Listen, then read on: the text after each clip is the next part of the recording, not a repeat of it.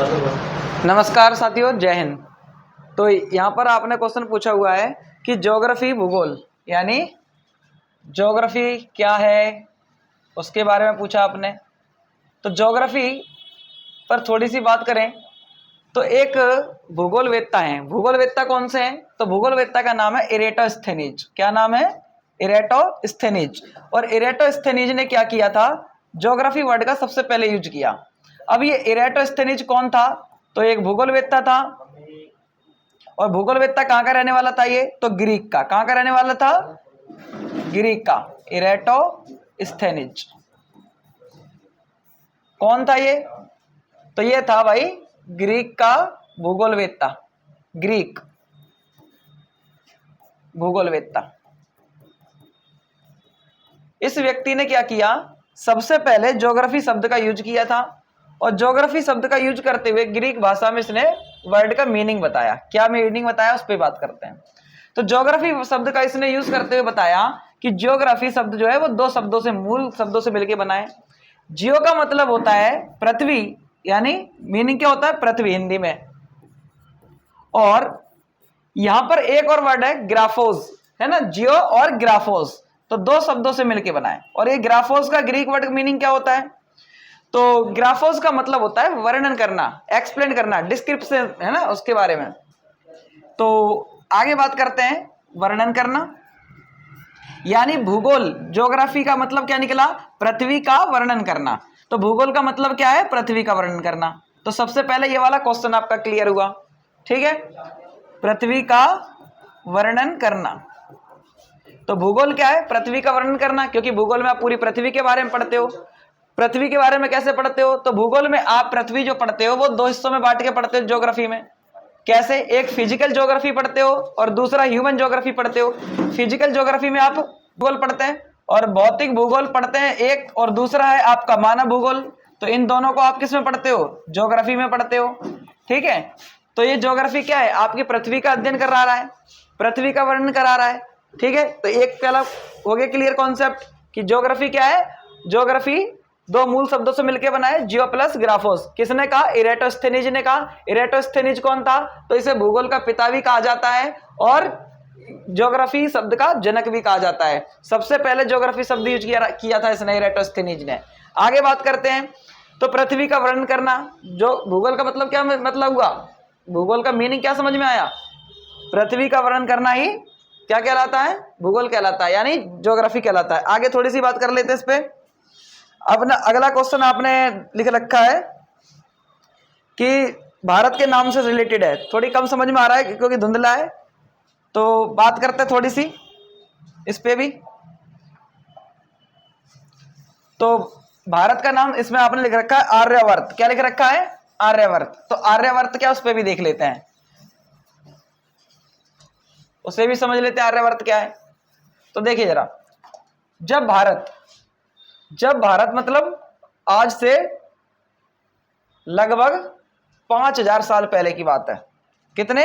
5000 साल। इतनी पुरानी बात करेंगे थोड़ी, है ना? हिस्ट्री पढ़ा रहे हो? नहीं, बिल्कुल नहीं, हिस्ट्री में नहीं, ज्योग्राफी में। तो भारत आज आपको जैसा दिखता है इतना बड़ा नहीं था। शुरू से काफी बड़ा भारत होता था, ठीक है? यानी ये वाला अफगानिस्तान पाकिस्तान वाला, ये वाला पूरा एरिया इस तरीके से। चलिए अब हम इस पूरे कल्चर के बारे में समझते हैं और इस पूरे ज्योग्राफी के बारे में समझते हैं। सबसे पहले आर्यवर्त नाम पड़ा कैसे, उसके बारे में बात करते हैं। आर्यन का आगमन। देखिए भारत में कुछ आर्य लोग आकर के बसे। आर्य लोग कौन थे? तो कबीलाई समाज के लोग थे। कबीलों के साथ, यानी जो कबीलों के सरदार होते थे, कबीले होते थे ना, उन कबीलों में अपने अपने लोगों को लेकर ये निकल पड़े। कहां? भारत की ओर निकले। क्यों थे? क्योंकि भाई ये आर्यंस यहाँ के रहने वाले थे, इस यूरोप के यहाँ के रहने वाले थे। अब यहाँ पर इन्हें जरूरत थी अच्छे भोजन और पानी की तलाश, इसी के साथ साथ अपने पशुओं के लिए चरागाहों की तलाश, यानी घास के मैदान की तलाश। तो ऐसे में इन्होंने, अब देखिए यहाँ तुर्की वाले एरिया से निकल करके पूरे रीजन में, ईरान वगैरह, यहाँ पे रेगिस्तान वगैरह है, फिर यहाँ से निकल करके ये यहाँ पहुंचे, ठीक है, पाकिस्तान वाले एरिया में। और फिर अटक नदी को पार करने के बाद फिर ये इंडिया में आए और इंडिया में आकर के इन्होंने अपने आप को आर्यन कहा। क्या कहा? आर्यन। तो इस प्रकार से भारत में आर्यों का आगमन हुआ और आर्यों के आगमन के बाद इन्होंने अपने अपने कबीले बसाए। ठीक है, कहां पर बसाए? इस पूरे इंडिया में बसाए और ज्यादातर ये आर्यन नॉर्थ इंडिया में बसे। नॉर्थ इंडिया में कौन से वाले एरिया में? तो ये मगध एम्पायर बना था इधर की साइड। ठीक है, मगध साम्राज्य बना था ना, मगध पहले एक कबीला हुआ करता था। इसी तरीके से पुरु कबीला बना था, जिसे आज आपने कौरव और पांडव की लड़ाई में पढ़ा था, है ना, कुरु साम्राज्य। तो इस तरीके से यहाँ इन्होंने अपने अपने कबीले बसाए और वो कबीले धीरे धीरे ताकत होते चले गए, ताकतवर होते चले गए। अब वो कबीले जब धीरे धीरे ताकतवर होते चले गए तो उन्हीं कबीलों में से छोटे छोटे जनपद बने। क्या बने? जनपद। जिसे आज कई सारे जिलों में क्या लिखा होता है? जनपद लिखा होता है ना, कई सारे जिलों के जो रेलवे स्टेशन होते हैं, तो वो वहां से ही वर्ड आया है, जनपद। अब वो जनपद जब ज्यादा ताकतवर होते चले गए, उन्होंने अपने ज्यादा क्षेत्र पर कब्जा कर लिया, बड़े बड़े हो गए जनपद, तो उन्हीं जनपदों को महाजनपद कहा गया। तो इस समय टोटल 16 महाजनपद थे। कितने? 16 महाजनपद थे। अब ये 16 महाजनपद जो थे वो पूरे भारत में फैले हुए थे, बहुत ताकतवर थे।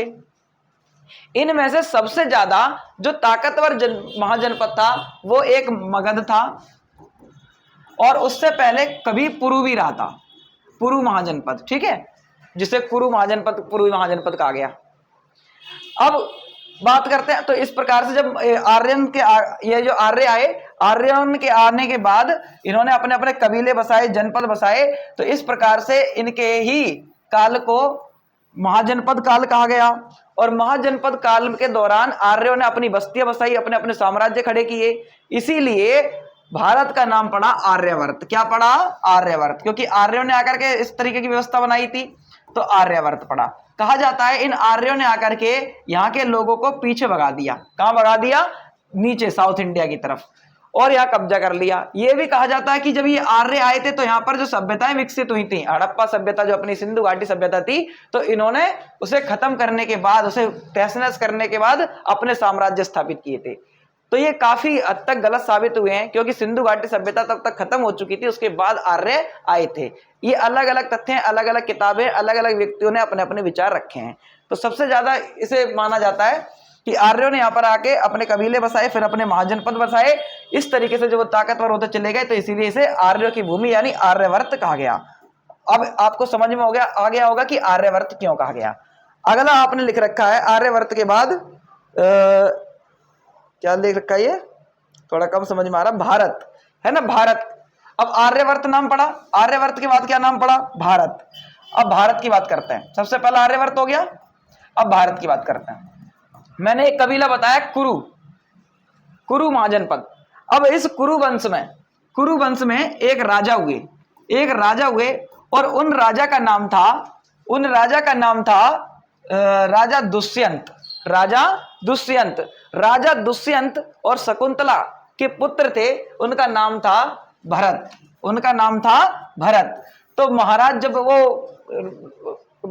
दुष्यंत के बाद जब उनके पुत्र भरत राजा बने, तो वो चक्रवर्ती सम्राट बने। उन्होंने कुरु साम्राज्य को बहुत ताकतवर बनाया और उन्हें अपने आसपास के जितने भी इलाके थे उन सभी को अपने साथ जोड़ते चले गए, है ना। और इस प्रकार से कुरु महाजनपद बहुत ज्यादा शक्तिशाली हो गया था, इसीलिए इनके नाम पर भरत पड़ गया था, उस कबीले का नाम। और फिर आगे चल करके जितना बड़ा इन्होंने अपना क्षेत्र फैलाया, उसी के नाम से इन्हें भरत भूमि यानी भारत कहा गया। अब आया समझ में, भारत किनके नाम पर पड़ा है? तो महाराज भरत के नाम पर पड़ा है भारत। ठीक है, कहां से आया? तो ये पुराणों के अनुसार आया। किसके अनुसार आया? पुराणों के अनुसार। पुराण क्या होते हैं? जो पहले से लिखे गए ग्रंथ हैं, उनके अनुसार पता चलता है कि भारत का नाम भारत कैसे पड़ा। महाराज भरत के नाम पे पड़ा था, इतना समझ में आया। अब अगला आपने लिख रखा है इसमें हिंदुस्तान। अब देखो हिंदुस्तान वर्ड का यूज कैसे किया गया, देखिए जरा।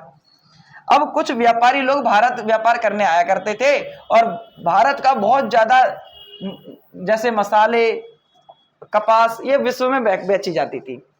भारत यहां से अपने मसाले लेकर, भारत का कौन से मसाले? तो सबसे ज्यादा फेमस थी काली मिर्च, लौंग, इलायची, ये सबसे ज्यादा फेमस थे।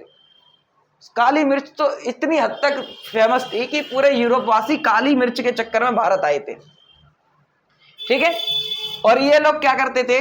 काली मिर्च कहां ले जाते थे? तो बेचने के लिए, या तो पाकिस्तान वाले एरिया से इस तरीके से जाए एंट्री करते हुए, या फिर इधर से निकल करके सिक्किम वाले एरिया से निकल के जाएं, ठीक है, रेशम मार्ग जिसे आप कहते हो, ठीक है। तो रेशम मार्ग यानी सिक्किम वाले एरिया से निकल करके चाइना जाते थे, चाइना में मसालों का व्यापार किया, फिर वहां से चाइना की कपास बहुत ज्यादा फेमस थी, तो चाइना से कपास खरीदी, फिर इस तरीके से निकल करके उज्बेकिस्तान से होते हुए फिर ईरान के होते के बाद फिर सीधे तुर्की निकल जाते थे, और फिर यहां पर जाकर के अपना सामान बेचते थे। अब ये लोग हमसे सामान खरीद करके फिर क्या करते थे, यूरोप को बेच देते थे, यानी ये बीच में कमीशन खाने वाले एजेंट बन गए थे। इन्होंने बहुत ज्यादा पैसा कमाया, इन्होंने, ईरानियों ने, सबने। और ईरान के लोग भारत में व्यापार करने आते थे, और भारत में व्यापार करने आते थे, तो इसलिए इन लोगों ने भारतीय लोगों को एक अलग नाम से जाना। कैसे जाना? क्योंकि जब वो भारत में एंट्री करते तो यहां से एक नदी बह करके जाती है, उसका नाम है सिंधु नदी। कौन सी? सिंधु नदी। और सिंधु नदी से इधर रहने वाले लोगों को इन्होंने सिंधु पार बोला। क्या बोला? सिंधु पार के लोग, यानी सिंधुस्तान। क्या बोला? अब ये जब ईरानी भाषा में इस वर्ड को सिंधुस्तान बोलते हैं तो ये मुंह से इनके हिंदू निकलता है, तो यहीं से नाम पड़ा हिंदुस्तान। अब आया समझ में? तो इसीलिए कहा जाता है कि ईरानियों ने और यूनानियों ने नाम दिया हिंदुस्तान, ठीक है। तो हिंदुस्तान वर्ड यहीं से आया। कोई दिक्कत है क्या? क्योंकि ये सिंधु वर्ड का रूपांतरण बन गया हिंदू। अब आया समझ में? चलिए अब आगे बढ़ते हैं। अगला आपने क्या लिखा है? जम्बू द्वीप। देखो जम्बू द्वीप भी आपके ग्रंथों से लिया गया है, रामायण में लिखा गया है, ठीक है। इस वर्ड को जम्बू द्वीप है भरतखंडे, एक पवित्र भूमि है अयोध्या नाम की, यही जन्म भूमि है श्री राम की, है ना, ऐसा कुछ कहा जाता है ना। तो वो आपके ग्रंथों के अनुसार है जम्बू द्वीप। जम्बू द्वीप का मतलब क्या होता है? जम्बू, जम्बू मतलब होता है हाथी। क्या होता है? हाथी। और हाथियों का द्वीप मतलब ऐसी भूमि जहां पर हाथी बड़ी मात्रा में पाए जाते हो, उसे जम्बू द्वीप कहते हैं। क्योंकि भारत में हाथी पहले बहुत होते थे, ठीक है। हस्तिनापुर था महाभारत में। अब महाभारत में हस्तिनापुर नाम क्यों पड़ा हस्तिनापुर का? क्योंकि वहां पर हाथी ज्यादा थे, और वहां पर जो लड़ाई वगैरह होती थी उनमें हाथियों का ज्यादा उपयोग होता था, इसीलिए उस भूमि का नाम हस्तिनापुर पड़ा। और भारत में बहुत ज्यादा हाथी पाए जाते थे, इसीलिए भारत का नाम एक जम्बू द्वीप रखा गया, ठीक है। आगे अगला क्या है टॉपिक? अगला आपने लिख रखा है यहां पर, भारत को जम्बू द्वीप किस काल में कहा गया? तो बौद्ध काल में कहा गया, ठीक है। बौद्ध काल और महाभारत काल अलग अलग नहीं है, ये मत समझना। भगवान श्री कृष्ण और बौद्ध काल लगभग थोड़ा सा ही अंतर है, इनमें ज्यादा अंतर नहीं है। श्री कृष्ण का काल जहां खत्म हो रहा होता है वहीं पर बौद्ध काल स्टार्ट हो रहा होता है, ठीक है। लगभग दोनों एक दूसरे के कंटेम्पररी हैं, ठीक है। तो बौद्ध काल और महाभारत काल लगभग टेम्पररी चला है, पैरेलली चला है, ज्यादा वो नहीं, थोड़ा बहुत ही अंतर है। महाभारत काल जहां खत्म हो रहा होता है वहां बौद्ध काल स्टार्ट हो रहा है। अब बौद्ध काल को बौद्ध काल कब कहा गया? जब महात्मा बुद्ध के जन्म की बात कर रहे हैं हम, महात्मा बुद्ध के जन्म के बाद जब उनकी मृत्यु हो गई उसके बाद बौद्ध काल फैला है, ठीक है। महात्मा बुद्ध के काल में जितना बौद्ध धर्म फैला वो उतना बाद में फैला है, उनके काल, उनके जीवन काल में इतना बौद्ध धर्म नहीं फैला। बुद्ध धर्म उनकी मृत्यु के बाद, और जो राजा हुए बहुत सारे, ठीक है, उन्होंने बौद्ध धर्म का पालन किया, ठीक है। अशोक ने बौद्ध धर्म के कई सारे अशोक स्तंभ लगवाए, बुद्ध धर्म को फैलाया, बुद्ध धर्म की उसने खुद ने दीक्षा ली और खुद बुद्ध का अनुयायी बन गया, ठीक है। तो इसलिए उसे बौद्ध काल कहा गया। आगे पढ़ते हैं अब जरा, भारत का आकार। हाँ जी, भारत का आकार की बात कर लेते हैं। अब थोड़ा मैप देख लो भारत का कैसा है। एक इंसान खड़ा हुआ लगेगा आपको कि एक इंसान अपने कमर पे हाथ रख के खड़ा हुआ है, ठीक है, हाथ फैला करके। कैसे? तो देख लेते हैं जरा। तो इसको थोड़ा छोटा कर देते हैं मैप को, ये लो हो गया। अब ये वाला मैप ले लेते हैं, चलिए भाई देखिए मैप समझ में आ रहा है। अब इसको थोड़ा चतुर्भुज यानी क्वाड्रिलेटरल कहा जाता है। कैसे? तो सुनिए, एक छोर, दूसरा छोर, तीसरा छोर और चौथा छोर, इन चारों छोरों को मिला दिया जाए तो क्या बन गया? क्वाड्रिलेटरल बन गया, नहीं बन गया? इसीलिए इसको क्वाड्रिलेटरल शेप कहा गया, ठीक है। आगे क्या लिखा है आपने? स्टेट यानी राज्य। अब देखो भारत, इतना बड़ा भारत है, अब इस पूरे भारत में टोटल कितने राज्य हैं? तो 28 राज्य हैं। कितने राज्य हैं? 28 राज्य हैं, ठीक है। कहां कहां से स्टार्ट करते हैं? तो पहला राज्य हिमाचल प्रदेश, दूसरा पंजाब, पंजाब से ही अलग हुआ था, हिमाचल प्रदेश बना, पंजाब से एक और अलग हुआ, हरियाणा बना। तो 1 2 3, चौथा राज्य है राजस्थान, भारत का सबसे बड़ा क्षेत्रफल की दृष्टि से है। आगे बात करते हैं पांचवा गुजरात, गुजरात भारत का, जब हम नॉर्थ से साउथ की तरफ जाते हैं तो पहला राज्य है जिसके पास तटरेखा है समुद्री। आगे बात करते हैं छठा, गुजरात और महाराष्ट्र का बंटवारा हुआ था, अलग अलग हुए थे बॉम्बे से। फिर आगे सातवां कर्नाटक, आठवां केरल और नौवां तमिलनाडु। 10वां फिर इधर की साइड आ जाएगा आपका आंध्र प्रदेश और 11वां तेलंगाना, क्योंकि आंध्र प्रदेश से अलग हुआ है। फिर छत्तीसगढ़ आ जाएगा, छत्तीसगढ़ बाद में भरेंगे, पहले उड़ीसा भर लेते हैं 12वां। 13वां है आपका वेस्ट बंगाल और 14वां झारखंड, क्योंकि झारखंड बिहार से अलग हुआ था तो 15वां बिहार हो गया। अब 16वां राज्य हो जाएगा यूपी और यूपी से अलग हुआ था उत्तराखंड। आ गए हम वापस वहीं पर, 17 हो गए, 17 राज्य हो गए। इतने 17 होने का सबसे बीचों बीच राज्य मध्य प्रदेश, यानी इसीलिए इसको मध्य प्रदेश कहा गया। 18वां मध्य प्रदेश से अलग हुआ छत्तीसगढ़, कितने हो गए 19 राज्य हो गए। 19 राज्य जैसे ही आपके कंप्लीट हो जाएं, फिर आपको देखना है कि एक राज्य छोटा सा रह गया है। कौन सा रह गया है? गोवा, ये रहा, 20वां राज्य भर देना। ठीक है, अब इसके बाद क्या करना है? ये अब यहां तक 20 हो गए, भारत के इधर वाले सारे 20 हो गए। अब भारत में जब इधर की साइड जाएंगे तो एक चीज ध्यान रखना, भारत की 7 बहनों के नाम से जाना जाता है 7 राज्यों को। कितने? 7 राज्यों को, और एक उनका छोटा भाई माना जाता है जिसे सिक्किम कहते हैं। तो पहले भाई को देख लेते हैं, क्योंकि एंट्री यहां से कर रहे हैं। तो भाई मिल गया, भाई मिल गया, भाई बन गया 21वां। ठीक है, फिर इसके बाद अंदर की तरफ गए तो ये मिल गया आसाम 22। फिर आसाम से ऊपर क्या है? अरुणाचल प्रदेश 23 हो गए। अरुणाचल प्रदेश से जस्ट नीचे की तरफ उतरेंगे तो असम और इसके सामने नागालैंड, नागालैंड क्या है आपका 24वां। फिर 25वां हो जाएगा म्यांमार और 26वां हो जाएगा मिजोरम। अब 27वां त्रिपुरा आ गया। त्रिपुरा क्यों कहा जाता है? क्योंकि तीनों ओर से बांग्लादेश से घिरा त्रिपुरा। ठीक है, 27। एक रह गया आपका मेघालय, जो कि असम से अलग हुआ था। ठीक है, 28 हो गए टोटल। 28 बताओ यस और नो। तो ऐसे टोटल 28 राज्य हैं भारत में। 28 राज्यों के साथ साथ अब भारत में इन्हें शासन करने के लिए क्या है? 7 केंद्र शासित प्रदेश बनाए गए। क्या बनाए गए? 7 केंद्र शासित प्रदेश। केंद्र शासित प्रदेश कब बनाए जाते हैं? जब या तो वो ज्यादा क्रिटिकल कंडीशन में हो, या फिर वहां पर कोई बड़ा राज्य मौजूद ना हो जिसमें उन्हें विलय ना किया जा सके, या फिर 2 राज्यों के बीच में डिस्प्यूट हो, यानी लड़ाई हो उस क्षेत्र को लेकर के, तब उसे केंद्र शासित प्रदेश बनाया जाता है। या तो सुरक्षा के कारणों से बनाया जाएगा, या राज्यों में लड़ाई को लेकर के बनाया जाएगा, और भी कई सारे कारण होते हैं। ये दोनों चीज आपको ध्यान रखना है पहले। तो भारत में पहला केंद्र शासित प्रदेश, भारत का सबसे बड़ा केंद्र शासित प्रदेश है लेह लद्दाख, क्षेत्रफल की दृष्टि से। दूसरा जम्मू कश्मीर। तीसरा है आपका चंडीगढ़, यहां पर। नंबर 4 पे दिल्ली। नंबर 5 पर अंडमान निकोबार, सॉरी दादर, क्या नाम है, दादर नगर हवेली। ठीक है, ये रहा नंबर 5। नंबर 6 अंडमान, सॉरी क्या नाम है, लक्षद्वीप, नंबर 6। 7वां है आपका पुडुचेरी और 8वां अंडमान निकोबार, ये रहा। तो ऐसे टोटल हैं 8। इस प्रकार से आपके 28 राज्य और 8 केंद्र शासित प्रदेश हैं। अगला क्या है आपने लिख रखा है? भारत का क्षेत्रफल। भारत का क्षेत्रफल टोटल अगर कहा जाए तो 32.8 लाख वर्ग किलोमीटर, याद रखना, इतने में काम चल जाएगा। ठीक है, अगर पूरा याद कर लो तो और अच्छी बात है, लेकिन इतने में काम चल जाएगा। 32.8 लाख वर्ग किलोमीटर, इतना भी याद रखना तो भी काफी है। ठीक है ना? हाँ जी बिल्कुल। आगे अब अगला क्या है आपने लिख रखा है? भारत विश्व का 7वां बड़ा देश है। बिल्कुल, भारत से 7 और बड़े देश हैं। कौन कौन से? तो देख लेते हैं अभी जरा, बड़े आराम से याद हो जाएगा अभी आपको। पहले इसको छोटा कर देते हैं, मैं आपको दूसरे वाले को बड़ा कर लेते हैं। ठीक है, 7वां बड़ा देश कैसे है देखिए जरा।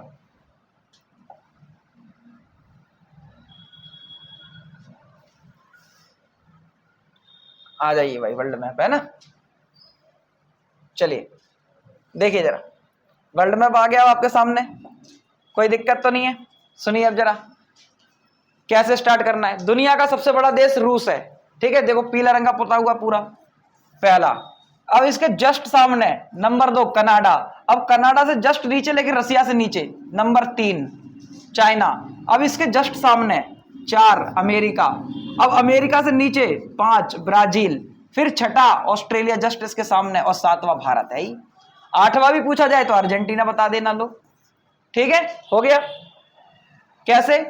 तो सीरियल वाइज 1 2 ऐसे याद रखना, 1 2 3 4 5, फिर 6 और 7 और 8 हो गया।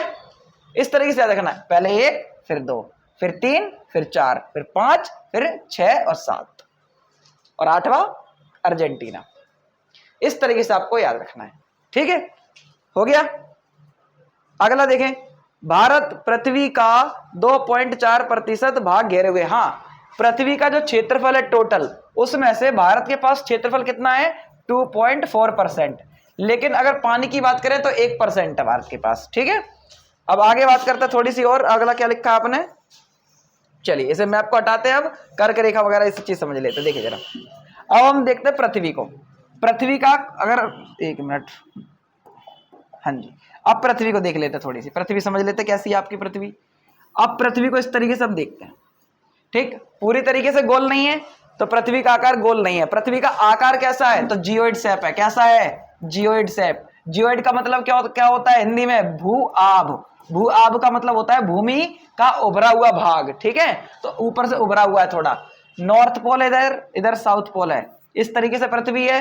ये लो, अगर हमने दो हिस्सों में बांट दी तो पृथ्वी का एक हिस्सा क्या बन गया, ईस्टर्न पार्ट, एक बन गया वेस्टर्न पार्ट। बन गया नहीं बन गया, ठीक। और उस तरीके से अगर हम ऐसे बांट दें तो ये वाला ऊपर वाला हिस्सा बन गया आपका नॉर्दर्न और ये बन गया साउदर्न, ठीक है। तो नॉर्थ साउथ ईस्ट वेस्ट इस तरीके से बांट दिया 4 हिस्सों में। अब हम जरा इसको जब हमने बीचों बीच से बांटा तो ये 0 डिग्री की लाइन कहलाई। क्या कहलाई, 0 डिग्री की लाइन। अब इधर से बांटा तो ये भी 0 डिग्री की लाइन है, ठीक है। इसको ग्रीनविच रेखा कहते हैं, ग्रीनविच रेखा। और इसी रेखा के आसपास खींची गई है इंटरनेशनल टाइम लाइन, ठीक। अब बात कर लेते थोड़ी 0 डिग्री वाली पर। 0 डिग्री वाली में क्या है, इसको आप कहते हो भूमध्य रेखा। क्या कहते हो, भूमध्य रेखा। और इसी को कहते हो विषुवत वृत्त। क्या कहते हो, विषुवत वृत्त। एक मिनट रुको ना, विषुवत वृत्त।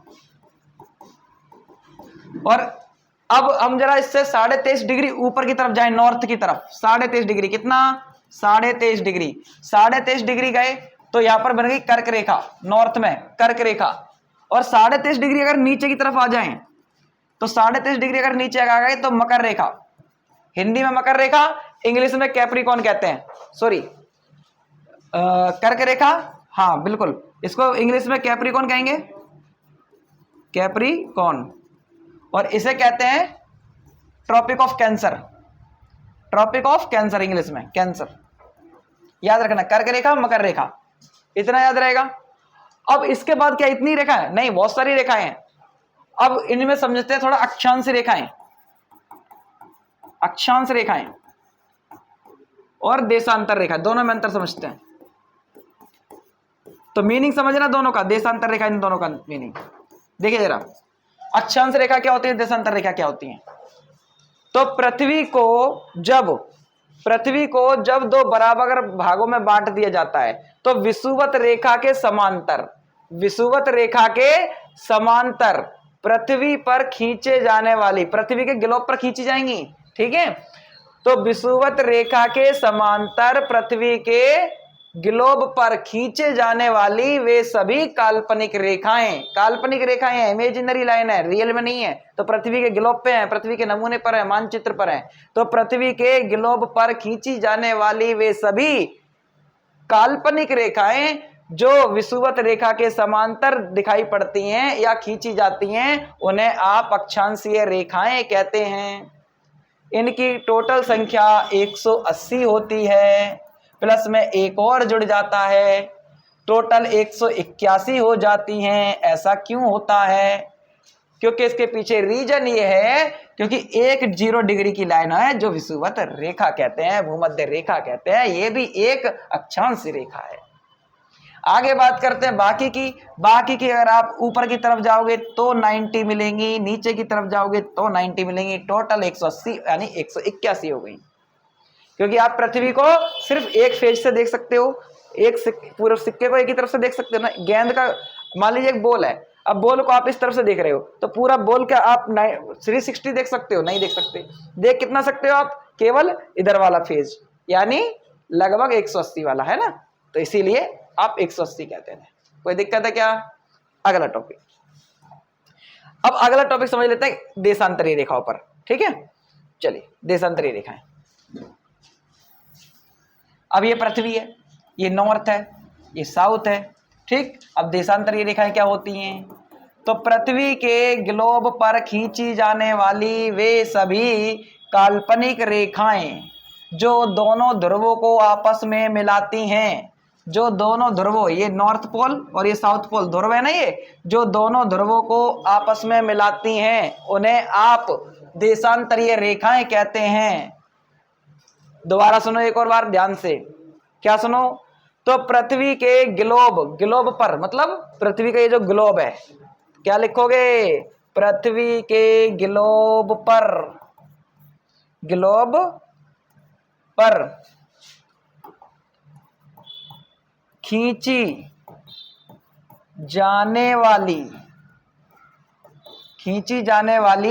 वे सभी काल्पनिक रेखाएं जो दोनों ध्रुवों को आपस में मिलाती हैं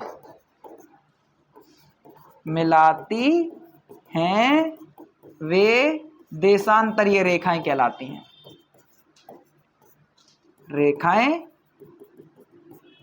हैं, ये भाई समय निर्धारित करती हैं, ये ध्यान रखना, इनका बहुत इंपॉर्टेंस है समय गणना में, ठीक है? तो ये सारी आपकी देशांतरीय रेखाएं हैं, ठीक है? आया समझ में? तो इतना समझ में आया होगा, उम्मीद करता हूं आपको इतना समझ में आया होगा। अगर कोई फिर से टॉपिक रह जाता है, अगर आपको कोई पूछना हो उसके लिए पूछ सकते हो। बहुत बहुत धन्यवाद, ठीक है? जय हिंद, जय भारत।